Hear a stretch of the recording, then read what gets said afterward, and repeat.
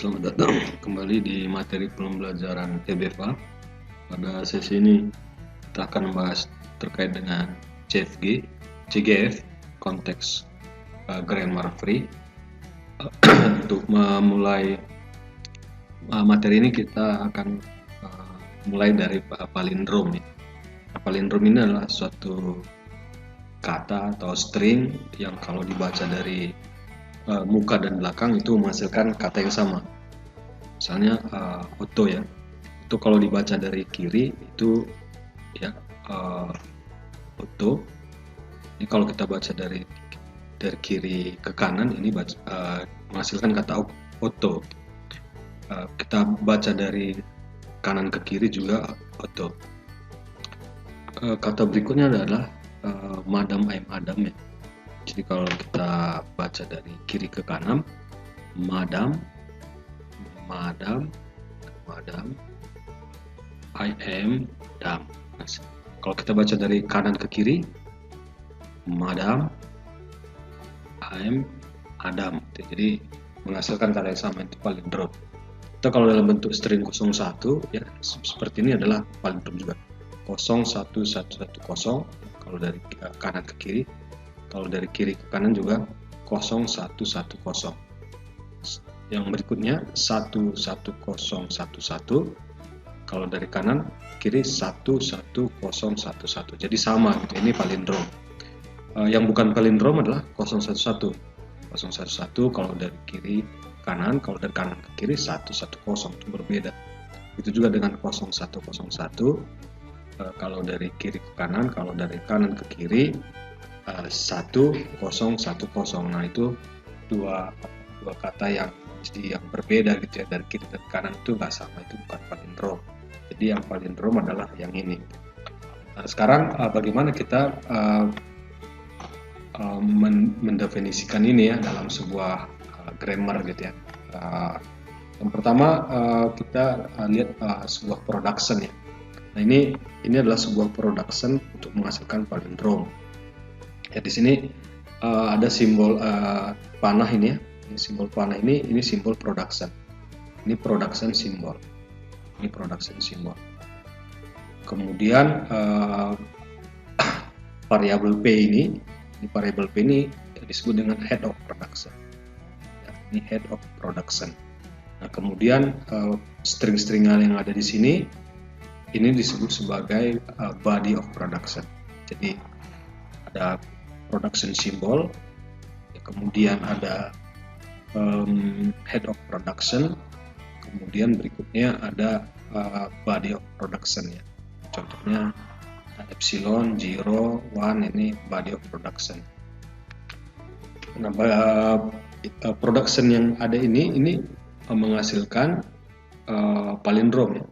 Ya jadi yang paling sederhana dia paling basis dia itu epsilon ya. Empty gitu ya. Nah, empty kalau kita baca dari kiri kanan itu dia tetap empty. Kalau 0 juga dari kiri ke kanan itu empty ya. Epsilon ya. 1 juga maksudnya palindrom. Kalau 1 dari kiri ke kanan juga palindrom. Nah, kemudian production yang lainnya adalah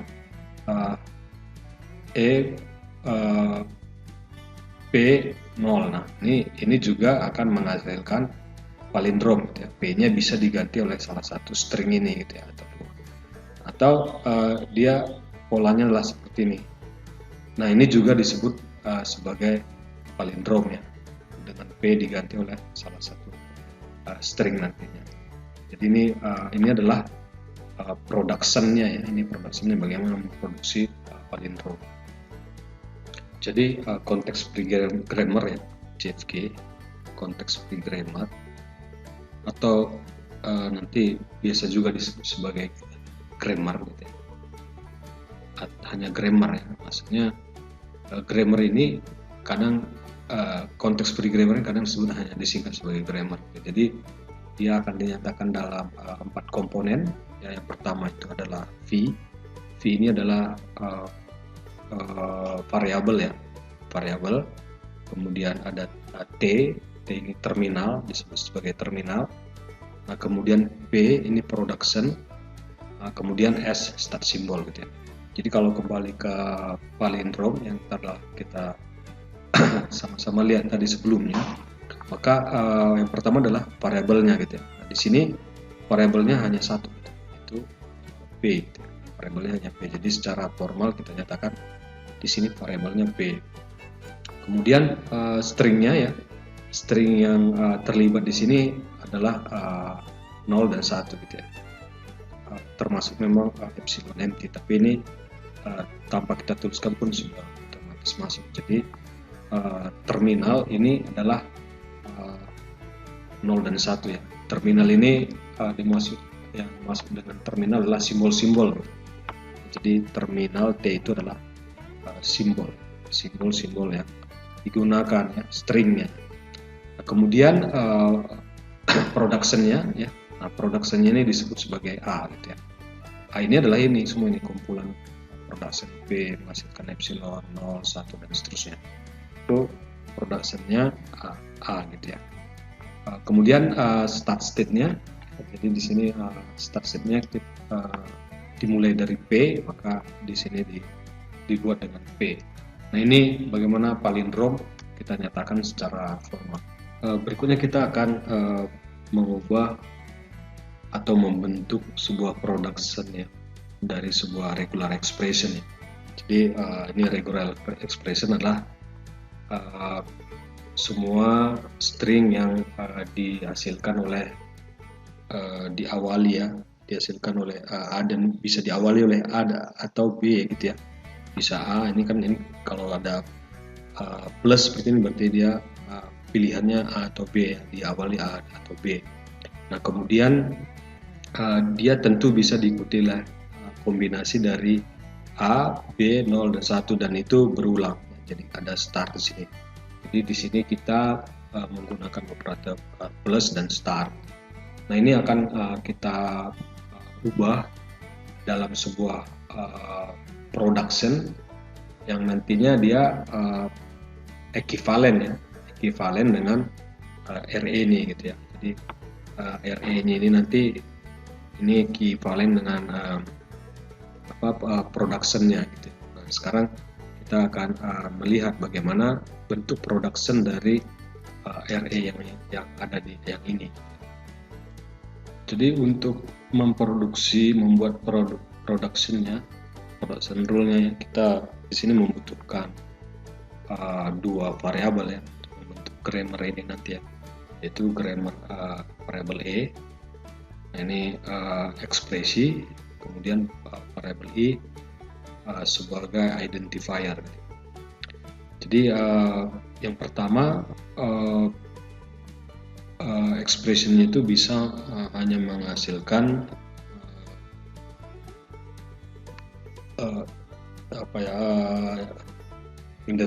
identifier gitu. Ini yang paling sederhana gitu. Jadi dia hanya menghasilkan salah satu identifier. Identifiernya misalnya A atau paling sederhana A atau B atau concat antara identifier dengan A dan yang lain gitu. Nah, ini yang paling sederhana gitu. Yang kedua ada union gitu ya. Jadi expression yang kedua adalah union dan berikutnya adalah expression yang berikutnya adalah star. Jadi kita masukkan di sini star. Kita juga di sini membutuhkan tanda kurung ya. Nah, jadi ini adalah sebuah sebuah rule juga gitu ya. Jadi expression itu adalah dia memproduksi dari tanda kurung ini ya, parenthesis ini. Ini sebuah expression juga. Nah, berikutnya kita bisa nyatakan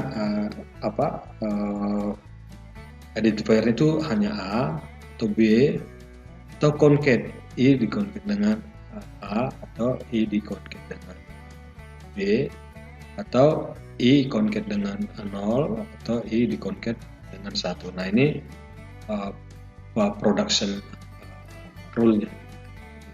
Ini setara dengan production ini setara dengan regular expression yang ada ini gitu. Nah, jadi production yang ada ini ini kan setara dengan regular expression yang ini gitu ya. Jadi kita bisa kita coba gitu ya, bahwa RE yang ini maksudnya kan semua diawali oleh A atau B, kemudian boleh diikuti oleh kombinasi A, B, 0 dan 1 gitu ya. Boleh gitu ya, boleh ada, boleh tidak. Nah, jadi yang paling sederhana ini dia akan menghasilkan itu menghasilkan I ya. I itu apa? Bisa A atau bisa B gitu ya. Dia bisa menghasilkan seperti ini yang paling sederhana. Kemudian yang kedua adalah dia bisa menambahkan gitu ya, atau union ya. Jadi E tambah E, kemudian E-nya itu adalah misalnya I gitu ya. Ini kalau kita bisa buat E tambah E. Nah, E-nya ini bisa kita ganti dengan I gitu ya. Nah, kemudian I-nya ini bisa kita ganti dengan A tambah B gitu. Nah, ini bisa kita lakukan seperti itu. Kemudian kalau kita butuh tanda kurung, kita bisa pakai ini gitu. Kita E seperti ini, maka ini menjadi A tambah B gitu. Jadi ini begitu cara kerjanya gitu. Nah, misalnya kita gunakan yang ketujuh ya, yang ketujuh, misalnya ketujuh itu adalah I itu menghasilkan IA gitu. Nah, I-nya bisa kita gantikan dengan A ya, dengan A, dia akan menghasilkan A. Atau I-nya kita ganti dengan B, jadi menghasilkan BA. Jadi selalu akan diawali oleh B atau A, seperti itu. Nah, kemudian nanti operasi ini bisa juga kita gabung dengan operasi yang 1, 2, 3, dan 4. Mungkin untuk lebih jelasnya kita akan lihat contoh yang lain. Baik, secara formal production ini kita bisa katakan dalam grammar G. Nah, ini bisa kita lakukan dalam grammar G. Jadi di sini ada yang terlibat variabel E dan E, menyatakan variabel E dan I ya. Kemudian ada terminal yang terdiri dari simbol ya. Di sini hanya disebutkan T, tapi di lain sisi lain kita harus tuliskan T itu adalah simbol-simbol yang digunakan gitu ya. Di sini yang digunakan plus, union ya, star ini, concat. Kita kemudian gunakan juga A ya, A, B, kemudian 0 dan 1. Nah, ini simbol-simbol yang digunakan. Kemudian digunakan juga production P gitu ya.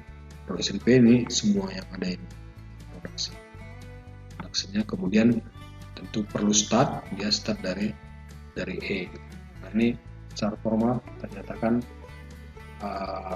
seperti ini ya. Jadi kita akan menurunkan dari rumus ya, dari production rule ini kita akan nanti menurunkan sebuah rumus ya, dari sini. Rumusnya nanti itu adalah A star A kurung ya, tambah kombinasi B 00. Ini akan kita turunkan ya dari sini. Yang pertama kita pahami dulu sebuah proses ya. Nah, misalnya ini proses string A ini ya. String A ini bisa diambil dari variabel identifier I gitu ya, dan menggunakan production yang nomor 5 gitu ya. Ini ya, kita pakai yang nomor 5 yang ini gitu ya. Ini. Jadi kalau kita bisa tuliskan I itu menghasilkan A gitu ya. Nah, ini langsung kita pakai aja nih A. Yang kedua pakai yang ke-6 gitu ya, formula yang ke-6. Kalau yang ke-6 kita bisa tuliskan lagi di sini, dia menghasilkan B gitu. Nah, ini otomatis langsung aja kita tulis I adalah B. Yang ketiga dia menghasilkan B0 gitu. Nah, ini menggunakan formula yang ke-9 gitu. Kalau kita bisa tuliskan yang ke-9 itu adalah I dia menghasilkan I0 gitu ya. Sekarang di sini ada string yang akan digunakan gitu ya. Karena di sini ada variabel, di sini tadi tidak ada variabel ya, langsung simbol-simbol A dan B ya. Jadi ada simbol A, ada simbol B. Nah, sekarang variabelnya yang digunakan yang kedua, B gitu ya. Jadi dari sini kita bisa tuliskan lagi, I-nya kita gantikan dengan B, jadi menghasilkan B0. Ini menghasilkan yang tahap yang ketiga ini. Nah, kemudian yang keempat, yang B00, ya, B00 ini dia menggunakan sama string yang ke-9 gitu ya. String yang ke-9, jadi dia menghasilkan I0, kemudian I-nya adalah kita gunakan di sini yang ketiga gitu ya. Yang ketiga adalah B0, sehingga I-nya digantikan B0 ditambah 0 jadi B00. Nah, ini ya tahapan yang ini. Kemudian yang kelima, yang A ini ya, yang tadi A ini menggunakan variabel I, nah sekarang A ini menggunakan variabel E gitu ya, variabel E. Jadi kalau kita lihat dia gunakan rule yang pertama. Kalau rule yang pertama bisa kita tuliskan E itu menghasilkan I gitu ya. Jadi di sini karena ada variabel I-nya kita butuh string masukan gitu. I-nya yang pertama A sehingga menghasilkan A. Baik, berikutnya yang kelima sudah yang B00 tapi menggunakan string E gitu ya. Maksudnya variabel E gitu ya. Jadi dia gunakan yang pertama juga, jadi E9 ya, rumus 9 itu menghasilkan I, kemudian dia keempat ya, dia pakai yang keempat. Nah, keempat itu adalah B00 gitu. Jadi stringnya I-nya digantikan dengan yang keempat, yang keempat ini B00 sehingga menghasilkan B00 itu menghasilkannya. Nah, yang ketujuh ini A plus B00 ini menggunakan formula yang kedua dan variabel yang E gitu. Jadi yang kedua E itu adalah E kombinasi dengan E gitu ya. Jadi di sini E-nya variabel E itu digantikan oleh yang keempat, ya, kelima dan keenam. Gitu. Jadi A kombinasi B00. Jadi kita bisa tuliskan di sini A tambah B00. Ya, oke. Yang berikutnya ini menambahkan tanda kurung saja ya. Jadi dia pakai yang keempat. Kalau keempat ini kita tuliskan E tanda kurung E gitu ya. Nah, sekarang yang digunakan adalah yang ketujuh gitu ya. Hanya menambahkan tanda kurung gitu ya. Jadi A kombinasi B. Ya, jadi sudah jadi seperti itu ya. Yang terakhir yang ke-9 ya, A star A plus B00 itu pakai variabel E dan rumusan yang ketiga ini gitu. Jadi yang ketiga E star E gitu ya. Jadi kalau kita bisa tuliskan lagi, dan dia pakai yang E-nya yang pertama itu yang kelima A dan star, dan yang terakhir tadi yang tujuhnya A plus B. Jadi kita sudah memperoleh turunan rumus turunan yang ini ya dari production rule yang ini atau production systemnya. Jadi rumus turunan A star A star A kombinasi B00 ini kita bisa turunkan sebenarnya dari production rule yang ada ini ya. Jadi kita turunkan dari sini, ini akan menghasilkan rumusan yang seperti itu, rumus seperti ini gitu. Jadi yang pertama itu dipakai E star E, ini formula yang ketiga ini E star E, kemudian E-nya diganti dengan I gitu ya, ini pakai yang pertama ya, E-nya diganti dengan I, kemudian I-nya itu diganti dengan A, ya ini pakai yang kelima, kemudian E-nya dikasih tanda kurung gitu ya, itu pakai yang keempat, empat di sini. Kemudian E-nya diganti dengan E kombinasi E, itu tentu yang kedua. Kemudian E-nya diganti lagi dengan I, itu yang pertama. Kemudian I-nya diganti A, itu yang kelima. Kemudian I yang ini juga diganti dengan A, itu yang kelima. Nah, kemudian berikutnya sudah didapat ya, E-nya lagi ya diganti dengan I, itu yang kelima. Kemudian I-nya lagi digantikan dengan I0 yang ini ya, itu yang ke-9. Kemudian I0-nya diganti lagi dengan nilai diganti lagi I0-nya sudah dapat seperti ini ya, I0 dari I menjadi I0 itu pakai yang 9, ditambah lagi 9 lagi jadi I00. Nah, kemudian yang terakhir I-nya diganti dengan B, itu pakai yang ke-6. Jadi ini prosesnya ya, proses bagaimana tahapan yang digunakan gitu ya. Nah, kalau kita lihat di sini yang diganti itu cenderung yang bagian kirinya ya, bagian kiri. Nah, nanti di sini ada konsep leftmost dan rightmost ya. Kita lihat bagaimana perbedaan keduanya. Ada dua pendekatan untuk penurunan rumus ya. Tadi sudah kita singgung sebelumnya sedikit. Pertama itu leftmost dan rightmost ya. Jadi sesuai dengan istilahnya, yang pertama ini cenderung kita ubah adalah yang bagian kiri gitu ya. Kalau rightmost yang cenderung kita ubah itu variabel yang kanan.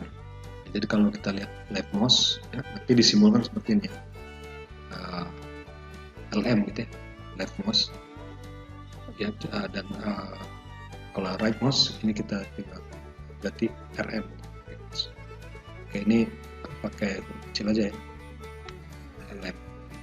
Nah, jadi kalau kita lihat ini yang diubah adalah yang kirinya. Ini variabel kiri ubah jadi ini, kemudian ubah lagi yang kiri. Nah, demikian juga yang dalam kurung ini ubah kiri, ubah yang kiri. Nah, seterusnya seperti itu ya. Yang sebelah kirinya diubah dulu semua. Sedangkan yang rightmost itu variabel yang kanannya ya, ini kanan diubah, sebelah kanannya diubah. Ya, jadi yang kanan yang cenderung yang kanan dulu yang diubah variabelnya, baru kemudian setelah semua ketemu ya, kalau ada variabel yang masih ada, nah itu yang kemudian diisi lagi gitu ya, diisi lagi variabelnya itu sehingga menghasilkan rumus turunan yang terakhir ya. Jadi leftmost dan rightmost, kalau ada variabel kita ubah yang paling kiri dulu gitu ya. Yang paling kiri dulu diubah semua, baru setelah itu sisanya. Kalau right kebalikannya, yang kanan dulu dikerjakan semua, baru setelah itu sisanya diubah. Itu right dan left.